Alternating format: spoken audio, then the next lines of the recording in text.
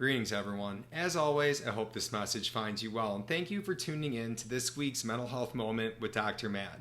So today, I'm going to take you back to Psych 101 in defining the fundamental attribution error. According to Simply Psychology 2023, the fundamental attribution error, also known as correspondence bias or over-attribution effect, is the tendency for people to overemphasize dispositional or personality-based explanations for behaviors observed in others while underemphasizing situational explanations.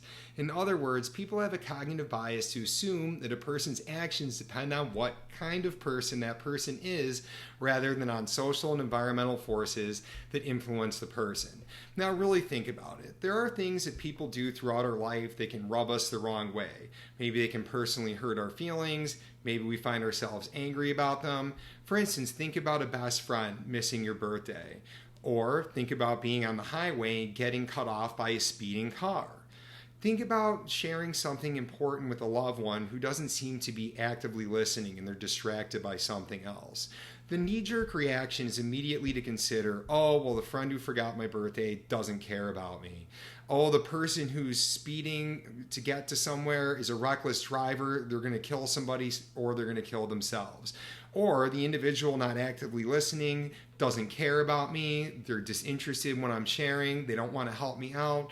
When in reality, there are different things that could be at play. Forgetting somebody's birthday, maybe there were a lot of other things that were going on. The individual was distracted.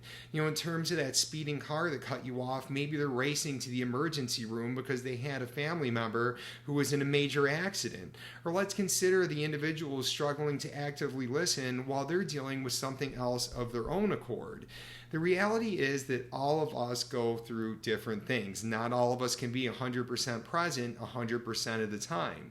When individuals act in a way that you feel as though they're not paying attention to you, don't care, or otherwise, we really need to think through some of the other things that are going on in their life. And in doing that and giving them the benefit of the doubt, we're able to empathize a lot more. We realize that it's not about us, it's about them, or perhaps other things are going on in their environment. We're better apt and inclined toward forgiveness and so many other better interpersonal types of relations than we would have otherwise. So the next time you do find yourself in an interpersonal situation where you feel as though somebody intentionally slighted you, think about it a little bit further and consider, was there something else going on in that individual's life at the moment? Was it really about me? No, I think it was about something else, and use that as an extension of grace, forgiveness, and otherwise to not only maintain your relationship, but help it grow even further. Thank you and have a wonderful rest of your week.